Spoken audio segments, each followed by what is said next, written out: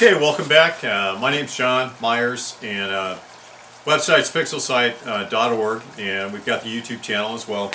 So as you can see, we got a bunch of stuff laid out here, and we're going to walk through this stuff. This is going to be a three-part video, and we're going to talk about telescope optics, telescopes, and this guy here, the Star Adventurer. The main thing is to throw it all together and make some sense out of it, and try to put it together in a way that's a little bit more understandable for somebody that's interested in astrophotography, telescope optics, and that kind of thing. So we'll start out with part one, and in part one, really what we do is we go through the optics of the telescope, because it's really important to understand the optics when you go out to buy a telescope. We'll talk a little bit about F numbers and things like that, glass and all that kind of thing. And I want to make sure you understand that before we get into the telescopes and start walking through the telescope. So anyway, in part one, we'll talk about stuff, and I'm going to do a quick, I'm going to do another cut here in a second, and I'll walk through this really quick because some of the videos are a little bit boring. It might be a little bit long, whatever the case is, so you can kind of like jump around if you want. I've got some things that throw a little humor into it, you know, that sort of thing. Anyway, we'll get through the accessories. There's a fairly long walkthrough of these different telescopes. We start out with the small one. I don't spend a whole lot of time on that. And then we go to this one. And the real thing that I want you to understand is how the German equatorial mount works. And that's really important for astrophotography. The F number is really important. Scope selection, you know, a small scope versus a medium scope versus a really large scope like that Schmidt over there. That's also important. So we want to make sure that you get some understanding of that. DSLR photography or astrophotography is a really good thing to try the hobby out the first time. You can use a number of different cameras. You can use a telephone, or you can use your cell phone. You can use the, you don't want to use a telephone, but anyway, you can use a cell phone. You can use a DSLR. You can also use small cameras like this if you have a little selection on there to get your settings for your exposure. These can be a lot of fun.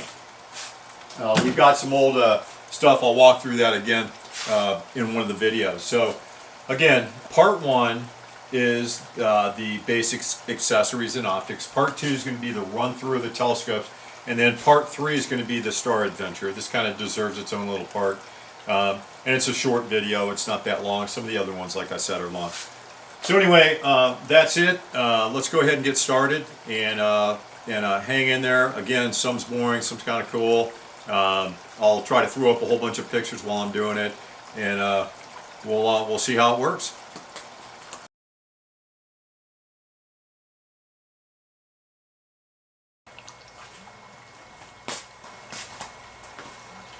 All right, so we've got the small guys here. This is a 60 millimeter Meade refractor, made in China, and you can kind of see there that it is pretty wobbly. I would try to stay away from anything that's super flimsy. Stay away from the flimsy ones, and you're not going to be able to steady this thing a whole lot. And so, I'll call it a kid's scope. It's definitely nice for an introduction scope. Get your kids to go out and take a look at the moon. It's kind of cool. You can take it out and put it on your balcony. It's good for looking at the moon It's awesome for looking at the moon. Give it to your kids. So if you want, you can take it out on your balcony and look at the birds, look at the airplanes, like birds, the moon, maybe some ships or whatever in the ocean. These are nice for kids. And lightweight. It's just not stable. I don't want to spend a whole lot of time on it. This is, like I said, this is a kid scope. I would just take it out of the selection. We'll set that one aside. We'll move up to this guy. All right, so I wanted to get that out of the way. Obviously, when you go out to buy a telescope, you don't want to buy a child's telescope to do astrophotography. You can certainly try it. Your kids can try it. You could probably take some pictures of the moon or something like I was showing you, but they're really not made for astrophotography. If you want to move up to astrophotography, there's a number of things that you need to understand about the scope. How the optics work, the difference in the way that the light's reflected in the tube, and then what kind of glass are the lenses made of, what is the basic optical design of the telescope. I'm not going to go real into depth into all of the different things about telescope optics, but there are some really important things to understand if you're going to go out and buy a telescope, or if you want to do astrophotography. So basically what we're going to talk about is the light gathering capability of the scope, the F number of this scope, and the focal length of the scope, and how these interchange in calculations to determine your F ratio, the power and the magnification of the scope, and that kind of thing. So basically we have three main types of scopes.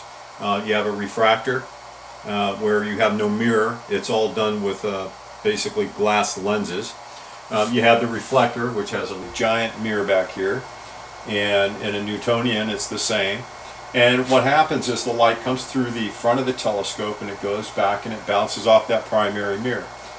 This is where things start to change. So in a Newtonian reflector, basically the light comes back and then hits a mirror and gets directed right up to the eyepiece. So you have the focal length, which is the distance back to the mirror, and then where it's reflected and goes up to the eyepiece. So that's the focal length in a typical Newtonian reflector. Now if you get a catadioptric design, you have an extra bounce of the light path. And so what happens is the light comes through the main objective, hits the mirror, comes up and hits a secondary mirror, and then gets bounced back all the way to the back of the telescope through the center, right through the center of the mirror to the eyepiece. There's a hole in the middle of the mirror, and that light path goes right through it. So what that does is it increases the light, or the focal length, the distance that light's traveling within the telescope tube. It increases that tremendously, and so you'll have a telescope that's short like this. It appears short, but it's that light bouncing back and forth inside that gives you that long focal length. This scope right here is 2,350 millimeters. This one's only 1,000 millimeters. Again, the light comes through the refractor and basically it converges to a point right in front of the eyepiece, and that's basically the light path. The distance from the objective up to that point where it comes together is called the focal length of the scope. Now with a scope like this, you have a much longer focal length because your light image is coming into the scope, it's bouncing off the primary mirror, then it's coming forward to a secondary mirror, and then it's bouncing off that and going back. So all of that creates the focal length of this scope. This scope, the native focal length is 2,350 millimeters. In this scope, it's only 1,000. It's just one shot straight back to the eyepiece. Now, that focal length also calculates directly into the useful magnification of the scope. So I'll show you those formulas, and I'll put them up on the screen, either over there, probably. When you're working with a really powerful telescope, or a telescope at high power, it becomes really, all the other components become critical, and especially your mount. So this is a longer focal length. We have another type of reflector. If you look down here on the screen, it's called a Newtonian reflector, and that's a common big light bucket Newtonian reflector. They also come in, there's a term called Dobsonian. Dobsonian telescopes, basically, they're the type of telescopes that you go out and you have a platform, and basically the scope rotates on the platform and you can swing it around and look at it for pretty much for visual observation, not for astrophotography. Newtonian reflectors, on the other hand, would have typically a German equatorial mount, and you can set those up for astrophotography. So 3 types of scopes. One, the little skinny guys, that's a refractor. You've got the short, fat ones, that's a Schmidt, catadioptric Newtonian. And then you have a regular Newtonian, which is pretty much a long tube, and you'll see those on a German equatorial mount like this. Each one has pros and cons.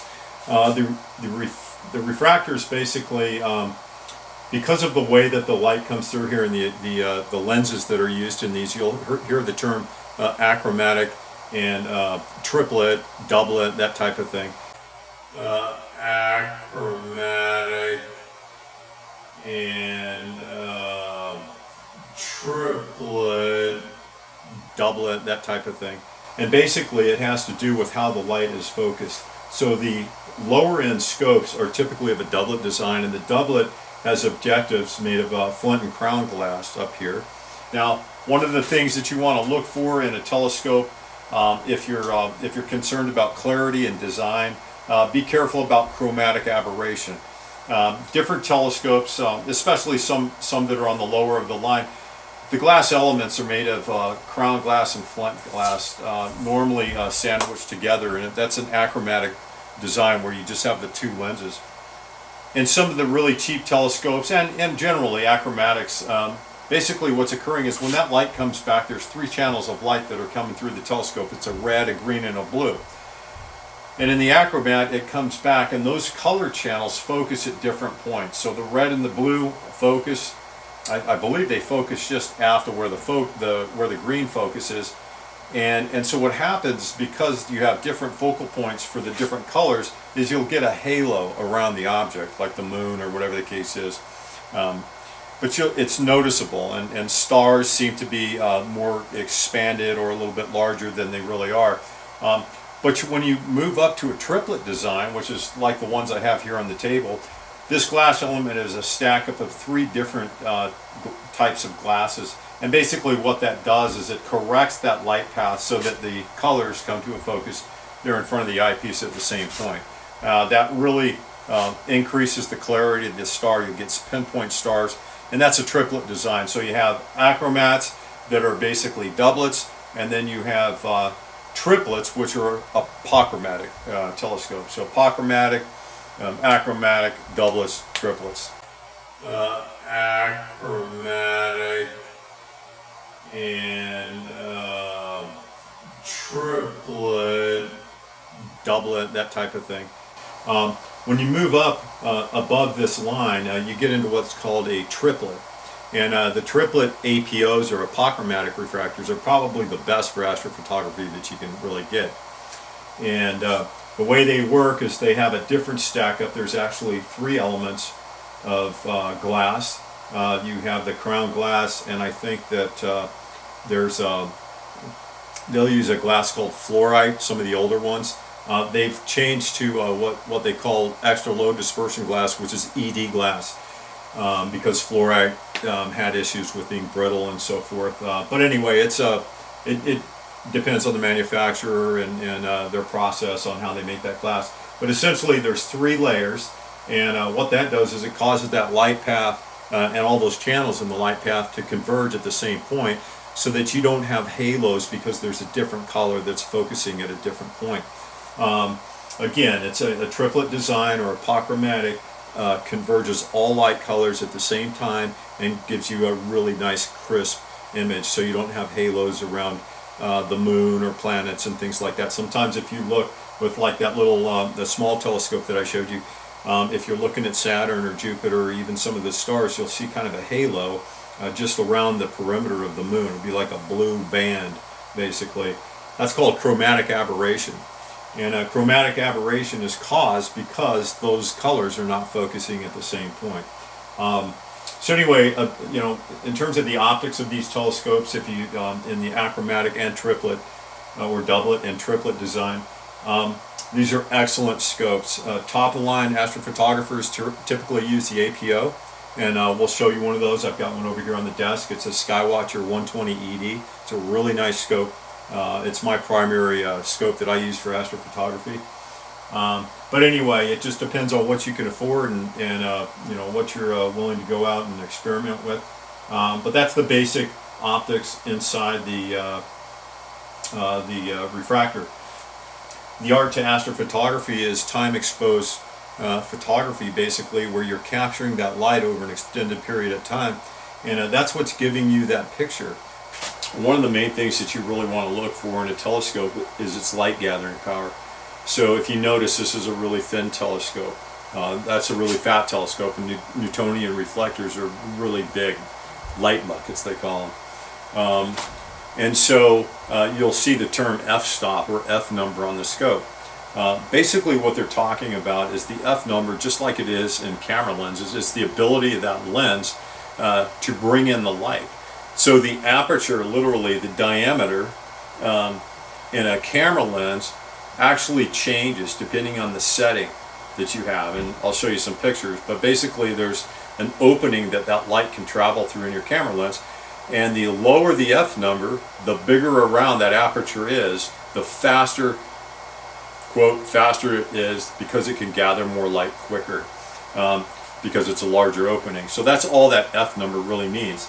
And so if you have a low f number, you have a larger aperture and you can get that light quicker, which is really important for astrophotography. You're trying to gather as much light as possible to prevent the issues that you might have with tracking, with noise in your photos. You know, if you have to take a longer picture to capture that light, you're going to get a lot more noise in the image that you're going to have to process out later. So keep that in mind.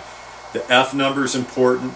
And it's kind of a trade-off when you go to a telescope to buy one. You'll look at the f number and you say, well, I want a low f number, but I want a lot of power, and so you have to balance that out. For beginners, you don't really need to worry a whole lot about that stuff. You can do it with trial and error, and just go out there and give it a try and see what happens. There's nothing wrong with that at all. But if you really want to do some serious scope shopping in the beginning and get set up right away, and you haven't gone through that stuff yet, be careful about your f number. Take a look at your f number. Look at the glass type as well. So are you, and the telescope optical design, is it an achromat? Is it an apochromat? Because there are some pretty substantial differences for astrophotography with those designs. Another thing you want to look at is you want to look at the type of glass that's used. There's a glass called extra low dispersion glass. It's ED. You'll see that term. You may see FPL53 glass. What that has to do with is the ability of that glass to actually do a similar thing that the apochromat does, which is to normalize those channels as they come back to a focus point, to make sure that the channels arrive together at the same point in front of the eyepiece. So that's really important. These scopes are not as good as gathering light, so they are a higher f number. This is an f11. This has a long focal length, like I said, so it's also a high f number. This is an f10 because it's got a longer focal length on it. But if you look at a Newtonian reflector, you're talking about like f5 or f4, so they're just gathering a lot of light. But with a Newtonian reflector, you get really good, sharp images, but not quite as good as what you can get with one of these, with a good refractor or a top-of-the-line Schmidt Cassegrain like this. Now people will argue that I actually don't own a Newtonian. I built one. I built a Newtonian reflector years ago out of a Cobra helicopter tow missile launcher tube. Cobra helicopter tow missile launcher tube. And we found one in the DRMO, where they take all the scrap stuff that the Army had in Germany. And lo and behold, we found a tow missile launcher. And I took and ground the mirror for that using different carbides and oxides and things like that. You grind it on a table. It takes about 20 hours to do that. And then you go through the whole process of testing the mirror and figuring out, grinding it to the right focal length, and then polishing into a parabola and all that. And I did that, but the scope worked okay. It certainly wasn't anything that I could use a lot and enjoy, but it was a fun accomplishment. So that was the end of that. And then I bought a Caddy dioptric It's basically a reflector telescope, just like a Newtonian, but it's enclosed. And that was from a company called Bresser, and I wasn't too impressed by that scope. And then I got rid of it, and I bought the refractor. So I don't own a reflector, but they are good scopes. There's plenty of guys out there that are using them. It's just all depends on the combination of optics and budget and all that stuff that that the individual basically will make a decision on. So anyway, that's it with the Cadet dioptric. These are what these are really good for is if you really want to zoom into things, like galaxies that are really out there, far out there. If you have certain features of nebula, like if you want to zoom into the middle of the pillars of creation, this is an excellent scope to do that with.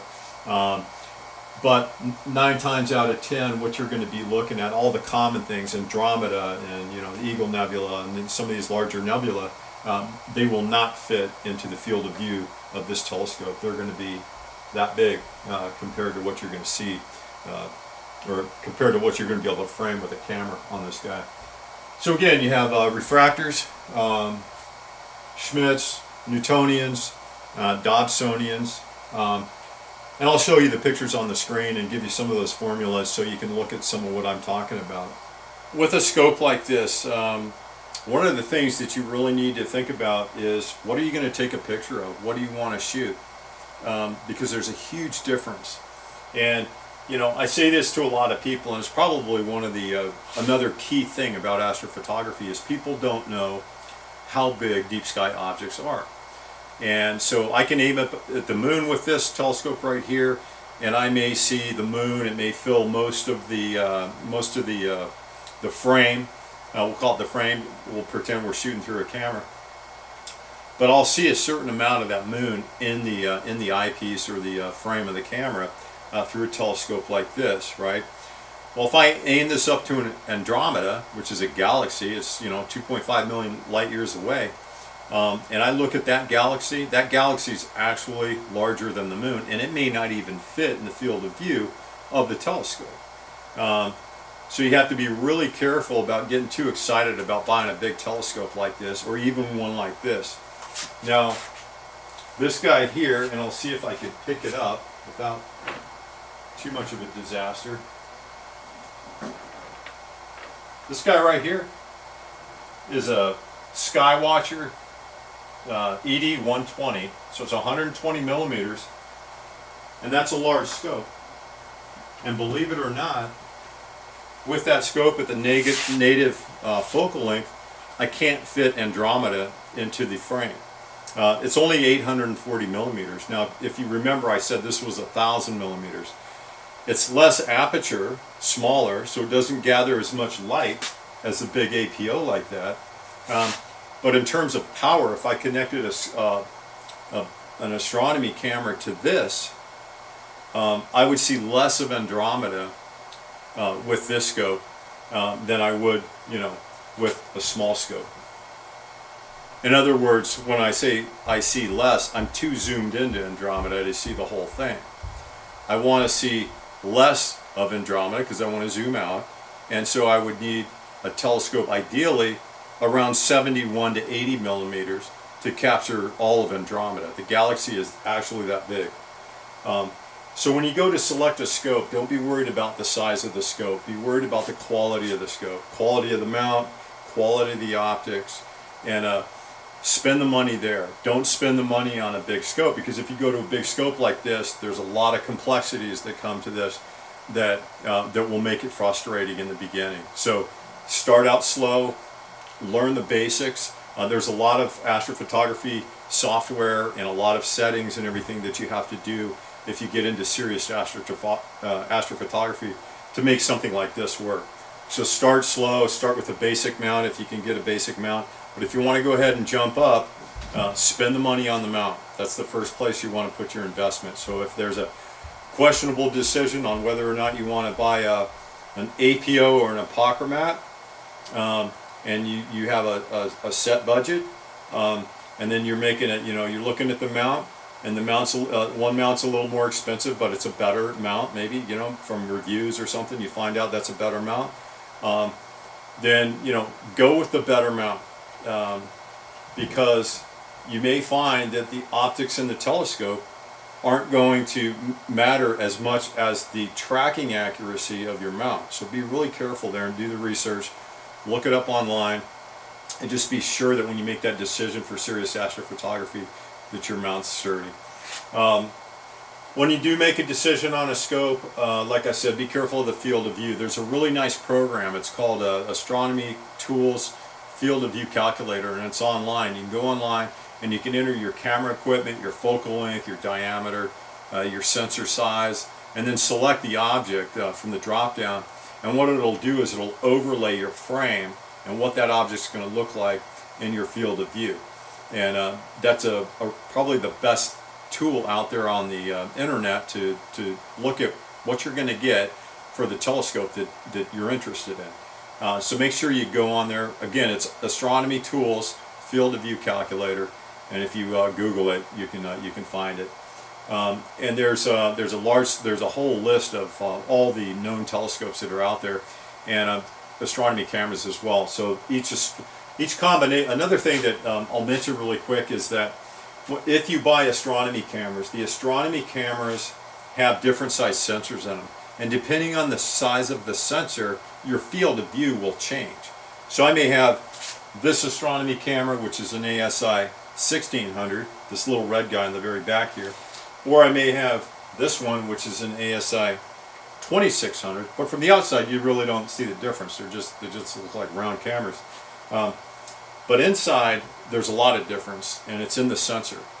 And the sensor on that actually gives me a much larger field of view than the ASI 1600.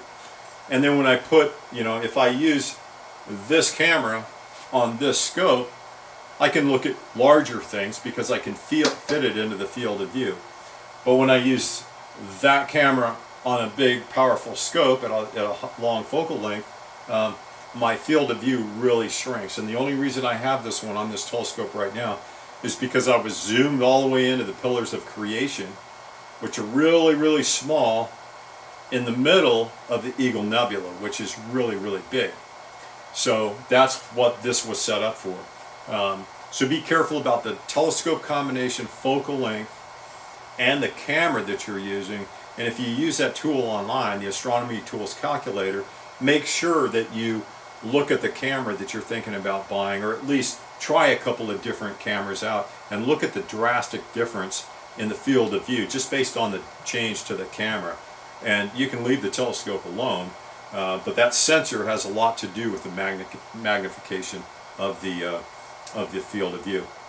Now, another thing while I'm talking about the astronomy cameras really quick, so you have monochrome, which is on this, and you have full color, which I have on this one. Depending on where you're at and the type of imaging you do, you may want to do broadband imaging, which is full color. And I say broadband just meaning full color. If you want to shoot nebula and things like that, a lot of times astrophotographers will use different grades of filter, and we'll talk about that in the accessories. But as you shop for a scope or an astronomy camera, actually, you're going to want to make sure that you understand why you might want a monochrome camera instead of a full color camera. And that way, because that's going to take you down a whole different path in terms of costs, but also the dedicated light capture of a monochrome camera that you could put through a filter, and the way that the sensors are designed for doing that. Basically, in a monochrome camera, 100% of the pixels in the sensor are designed in a way to just capture all that light. In a full color camera, they're designed to basically divide up that light, and there's different sets of those pixels that receive red, green, and blue, but they don't all collect the same color. So you have maybe a third of the sensor actually collecting the overall image. It's just compiling that color into a single image. Whereas if I shoot through the monochrome camera and bring all that light through, all the light's going to come through, and it's going to create a single frame, but I have to do it 3 times to get all 3 colors. So it triples the amount of time that I have to spend out there taking pictures. So that's a really important thing. Basically you have to take 3, 4, 5 times the number of frames to get a full color image with a monochrome camera than what you would do with a full color camera. So that's important. All right, so that's it. I think I've talked enough now. Hopefully I can cut this in somewhere and have it fit in and make sense. But I want to go through that before I press on to the German equatorial mount.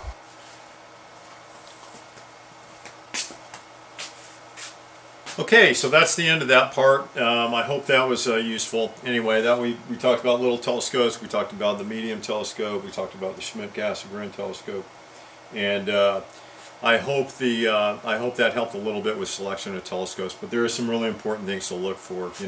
What's the light gathering power, of the telescope that you're looking at? How good are the optics? What can you expect to see through the telescope that you choose? What's the frame that you're going to be able to get if you attach a camera on the back of that guy? Don't get a telescope that's too big until you're ready. Remember, there's doublets, there's triplets. They focus light differently. The triplets focus the image, all 3 colors are right there at the same point. Doublets, there's a slight offset and you get that halo, and you're more likely to get that chromatic aberration. So keep that in mind. The mounts, lots of differences in the mounts, so for a scope that maybe isn't so expensive but perfectly capable of doing astrophotography, you'll get a German equatorial mount typically with some kind of a drive unit in it. If you're driving around town and you look it over at somebody's lawn and they got a garage sale going and you see a telescope like this, go ahead and stop, check it out. Maybe it's got a German equatorial mount. And maybe you can do what I did and adapt a DSLR camera on there, or maybe you can slap a camera on the back of the telescope. So always keep your eyes out. You don't have to necessarily go out and buy new stuff. You can do some really cool stuff, which is old equipment. So that's important. Make sure your stuff's sturdy. Like this Star Adventure, I went ahead and slapped it on a good tripod. The tripod's really important when you're actually, for a platform to do photography or astrophotography through. You want to make sure that you have a nice solid mount, so keep that in mind. Try to make sure you can level it also on the ground if you're tracking. Yeah, so that's it. Mounts, telescope, glass. ED glass is cool. It's real crystal clear. That ED glass kind of works the same way as a triplet. It's just another way to get that light to focus all channels at the same point. So that's what the ED glass basically does. They used to use fluorite for that, so we talked about that. I showed you a bunch of pictures. Little scopes take excellent pictures of big nebula. A lot of nebula are really big. They fit perfectly and frame nicely in a in a scope like that. The larger refractors, this the 120 millimeter here, it's a perfect in between like deep sky, powerful, and also on the smaller end of the deep sky objects where you could still capture enough in your frame to make a really cool picture. If you have the option, a good transition is probably 60 to 70 millimeter, jumping up to like 120 to I think 120 is a really good number, actually, to be honest with you. Once you get up into 140 and 150, you start really making a decision on whether you want to invest in that. They're extremely expensive, and you can get a Schmidt-Cassegrain and do about the same in terms of the magnification and the framing and stuff like that. So anyway, the bottom line is do your research on the telescopes. I hope all that helped you. Again, my name's John Myers. The website pixelsight.org and the YouTube channel is Pixelsight. I hope you like the videos. Go take a look at the other ones if you have the time. I've got that one I just finished on the Eagle Nebula. That's pretty cool. And that's it. So there you go. Clear skies, and I wish you the best.